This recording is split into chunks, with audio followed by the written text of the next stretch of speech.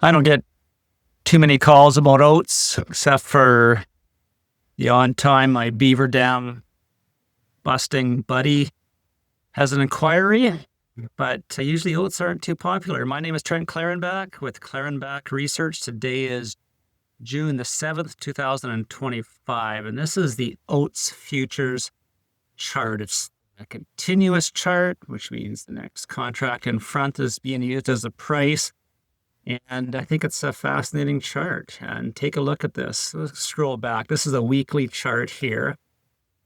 And take a look at this from a stage analysis perspective. So if we had, say, a stage 1 accumulation here, a stage 2 markup on the way up, this consolidation here could be described as a stage 3 distribution. And then we had a stage 4 decline, a little rally up here. And this appears to be another consolidation stage. Now, the question remains is that are we in a stage 1 accumulation? It means higher prices, or is this simply a stage? Maybe this is the stage 3 distribution. Maybe we're still in a stage 4 and we drop into lower values. But you can see here we found some support from this band of, I call it a previous resistance, previous support. It's been significant to us. And right now we've gotten a rally in the price of oat futures, and we're above a rising 50-week moving average, which is great. We have a declining 200-week moving average overhead, which is, I would say, it provided some sort of resistance back here on May 24th.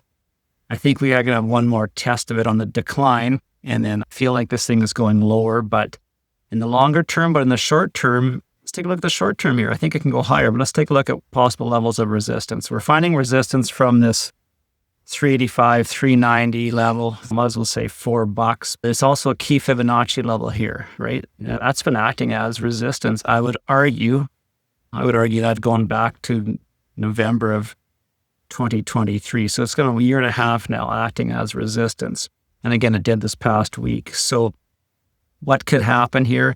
I anticipate a pullback, maybe down to the 360 level, and then maybe another attempt to get above this 385 level. If we get above 385, the next level of interest is up here at 410, 411.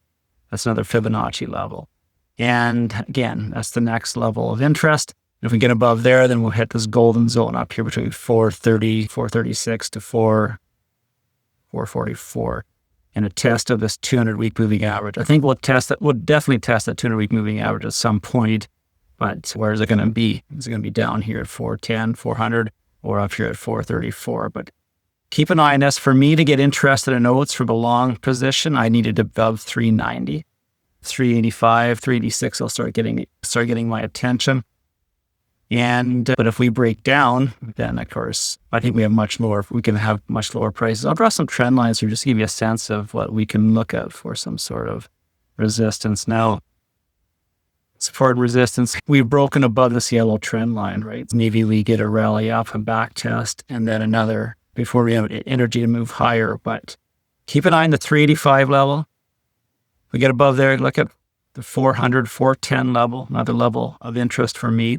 And then maybe, I think we get up to that 436, 444 level, then I think that's definitely, I shouldn't say definitely, I think that could be the end of the move, end of the rally. And then we'll go down to lower prices. The monthly chart here, I would say we're still trading at historically high levels.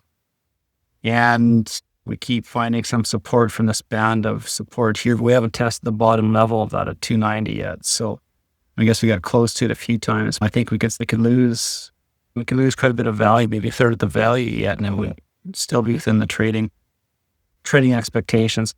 Take a look at this 200-month moving average. Moving average is a good indication of the trend, and they sometimes bring in buyers, but take a look how important this has been. This has been important going back to February 2019 support every time. It's done. Well, it's maybe starting to rise here again, but it's basically been flat here for the last little while. We just keep an eye on these moving averages, keep an eye on this Fibonacci levels, and keep an eye on this trend line. Again, above 35, I start getting bullish, and with levels of interest around 410 and 436. My name is Trent Klarenbach with Klarenbach Research. It's sunny in Saskatoon. Life's good.